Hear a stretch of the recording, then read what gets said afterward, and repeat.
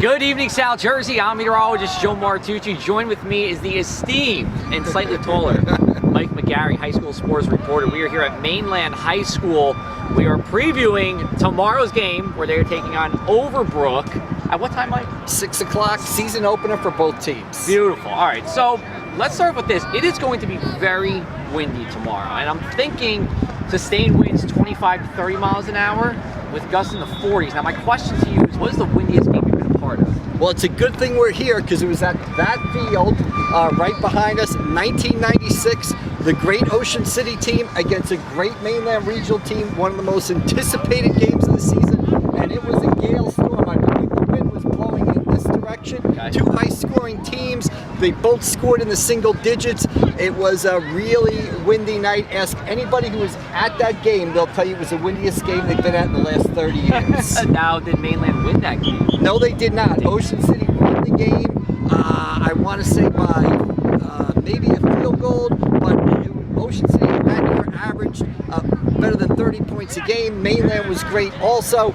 Single digits, that's how windy it was. So apropos that we're here. All right, well, good timing. So tomorrow, with the winds, how are we looking with Mainland Overbrook? What team do you think the strong winds favors for this? I think you got to give Mainland the edge. Okay. And let me say this, I hate the wind when I cover a game because you're trying to keep stats, it's blowing your papers everywhere. I'd almost rather take a light rain over a wind. How about a light rain and wind? Not both, not both. All right, I'm teasing too much for the weather forecast. All right, Mike, hey, thanks so much. My pleasure, my pleasure. All right, let's talk about the weather for the next couple of days. And of course, we're focusing on Dorian here, which is moving up the Carolina coast. Still looking to make its closest pass sometime late on Friday. Now, for tonight, we're going to see what you're seeing now. Good amount of cloud cover. It's a little breezy, and it's going to continue to remain breezy as temperatures just slowly inch down the 70s. After about 2 a.m., two things happen. The wind picks up out of the north and east. We're going to be seeing sustained winds throughout the day on Friday, 25 to 35 miles an hour at the shore and just along the bay. Probably getting to 25 miles an hour here on mainland, 15 to 25 the further inland you go. Now, the second thing that happens is the risk for rain happens. The highest chance of rain, where it is likely, is in Cape May County. But I'll tell you what, if you're in Hamilton or you're in Upper Deerfield or Vineland, there's a good chance you can stay dry for a good part of the day on Friday.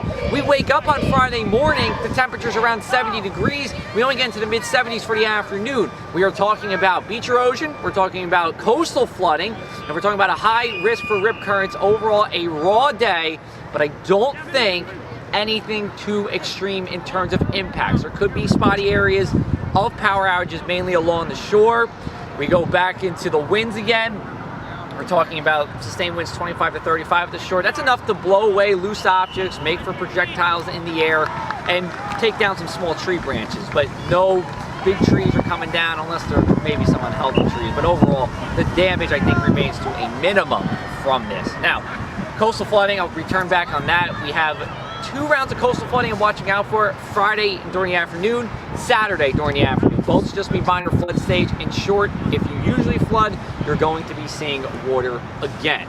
Friday night, that rain should end. Rainfall totals, I don't think anywhere really gets above a ½ inch. Maybe you get down towards Wildwood and Cape May, you get up to 3/4 of an inch, but not enough to cause many flooding concerns. Then as we go into Saturday, improving conditions, wind change from the northeast to the northwest. Again, we still have that round of coastal flooding during the afternoon. Temperatures in the mid to upper 70s. And then we go into Sunday, looking like a nice one here. Dorian will be behind us. Temperatures in the upper 70s to low 80s, depending on where you are with the partly sunny sky.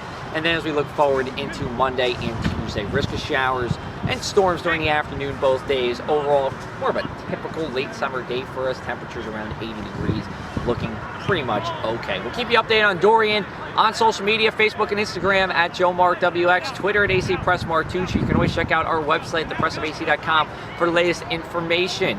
We'll be back with you later tonight. Until then, have a great night, everybody.